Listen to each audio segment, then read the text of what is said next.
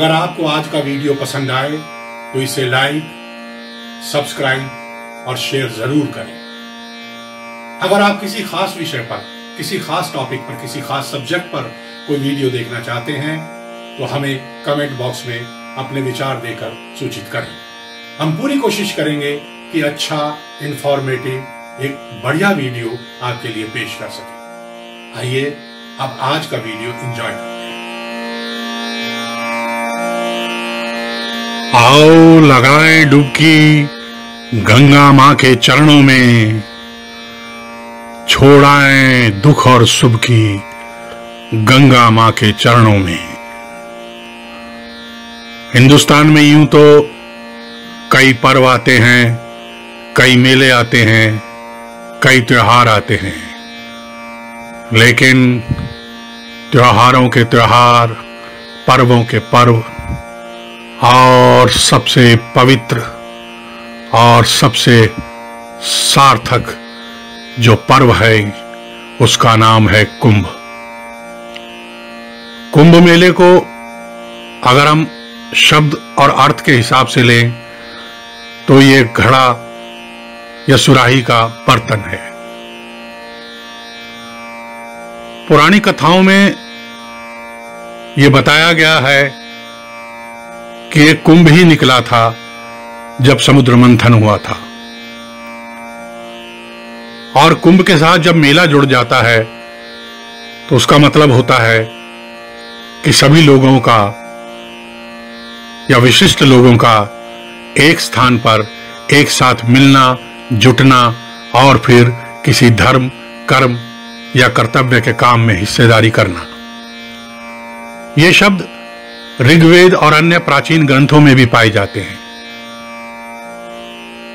खगोल गणनाओं के अनुसार यह मेला संक्रांति के दिन प्रारंभ होता है, जब सूर्य और चंद्रमा वृश्चिक राशि में और बृहस्पति मेष राशि में प्रवेश करते हैं।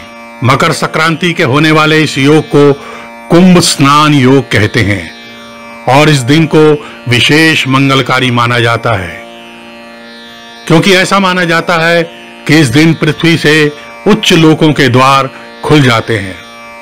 जबकि वैज्ञानिक तथ्य यह है कि उस दिन सभी ग्रह अपनी बहुत ही कोमल ऊर्जा पृथ्वी पर डालते हैं और सभी जातकों का उससे लाभ होता है। खास तौर पे इसके लिए 3, 11, 28 और 360 कोण का जो लक्ष्य बनता है वो हरिद्वार में बनता है, वो नासिक में बनता है, वो प्रयागराज में बनता है। इस तरह से 4 स्थानों पर ये कोण बनता है। इसीलिए कहा जाता है कि इस दिन उस स्थान पर स्नान करने से आत्मा यानी हमारी ऊर्जा और हमारे शरीर को बहुत ही शांति, सहजता और ऊर्जा प्राप्त होती है।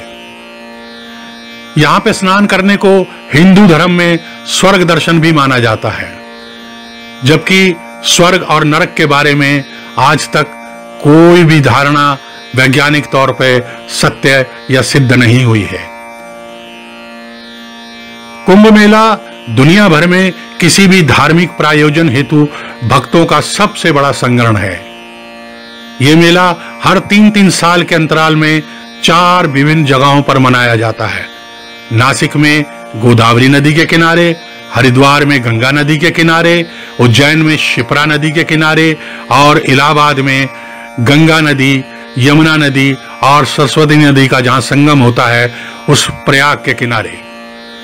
हरिद्वार में गंधक और अभ्रक के जो तत्व और खनिज गंगा में घुलकर यहां तक आते हैं और भी कई खनिज घुलकर आते हैं, गंगा स्नान करने से वो हमारे शरीर के साथ चिपक जाते हैं।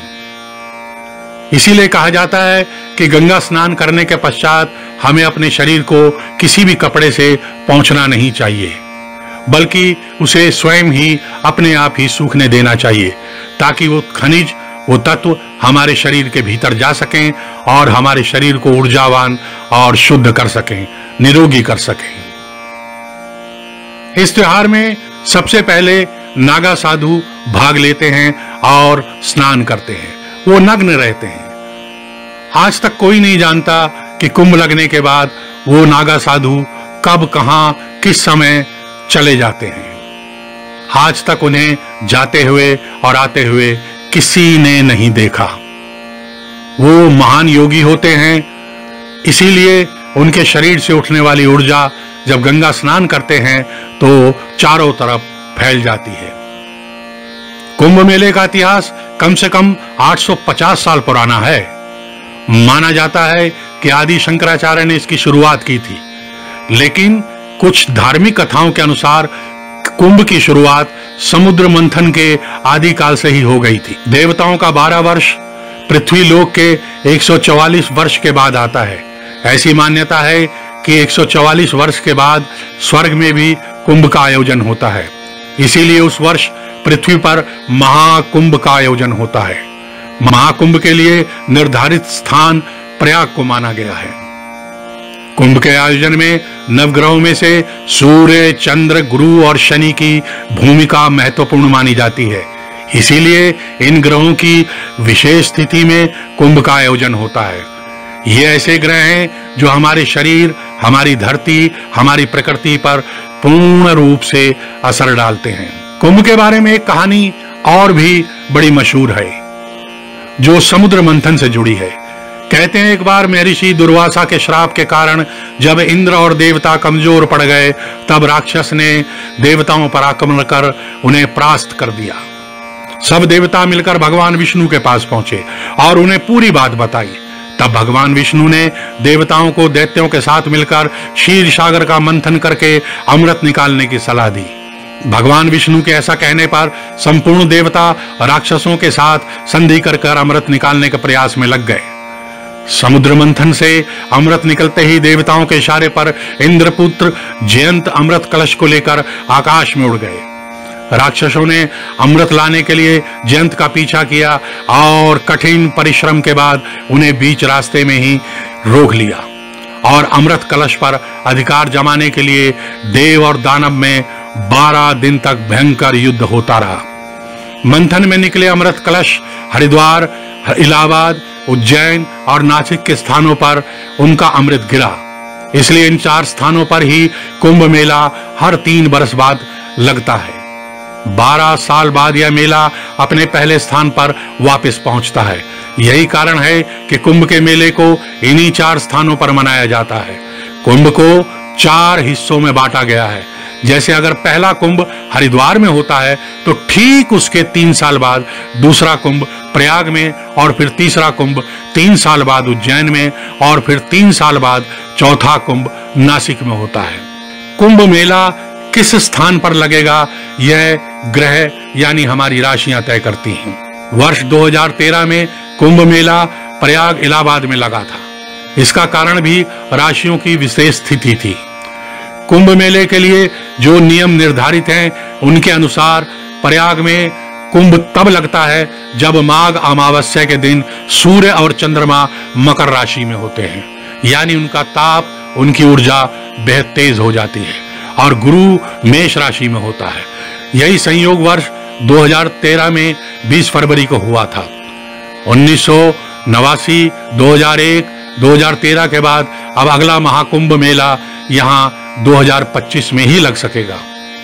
यूं तो 12 कुंभ होते हैं, इनमें 4 कुंभ पृथ्वी पर माने गए हैं और 8 कुंभ देवलोक में होते हैं, यानी महाब्रह्मांड, देव ब्रह्मांड और देवग्रह में होते हैं। देवताओं यानी दूसरे ग्रहों से आए हमारे शीर्षस्थ प्राणी, हमारे देवताओं का 12 दिन हमारे 12 वर्ष के बराबर होता है।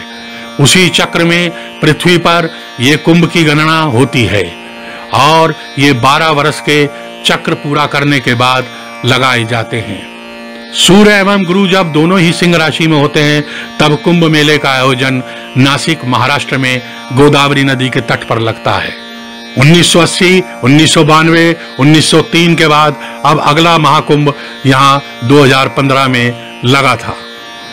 जब गुरु कुंभ राशि में प्रवेश करता है तब उज्जैन में कुंभ लगता है। 1980, 1992, 2004 के बाद अब अगला महाकुंभ यहाँ पर जो लगा था वो 2016 में लगा था। कुंभ योग के विषय में विष्णु पुराण में उल्लेख मिलता है विष्णु पुराण में बताया गया है कि जब गुरु कुंभ राशि में होता है और सूर्य मेष राशि में प्रवेश करता है तब हरिद्वार में कुंभ लगता है। 1986, 1998, 2010 के बाद अब अगला महाकुंभ मेला हरिद्वार में 2021 में लगेगा, जो एक बेहद ही सुखद संयोग है, जो एक मानव जाति के लिए बहुत ही खुशियां, बहुत ही शांति और संयम लेकर आने वाला है। जीवन में एक बार कुंभ का स्नान सभी हिंदू सनातनियों को जरूर करना चाहिए। इससे पहले पितृदोष का निवारण कर लेना चाहिए, वरना इसका फल मध्यम हो जाता है। कुंभ स्नान से पहले अपने गोत्र, कुल देवता या देवी और गुरु का ध्यान अवश्य करें।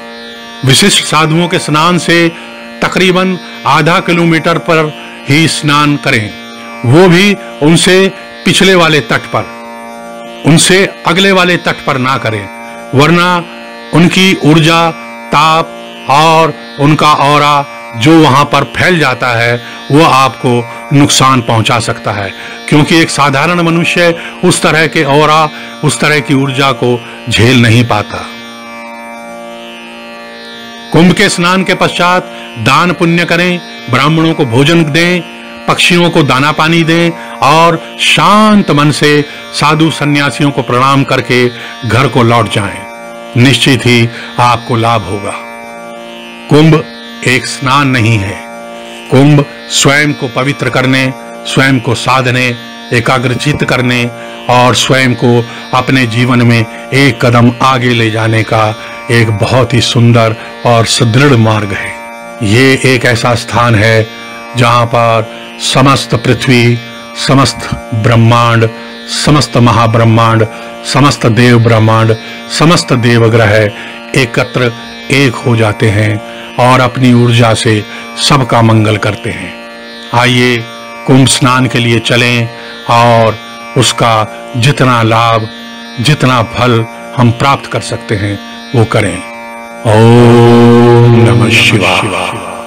ओम गंगे मैयाय नमः। ओम नमः शिवाय। ओम गंगे मैयाय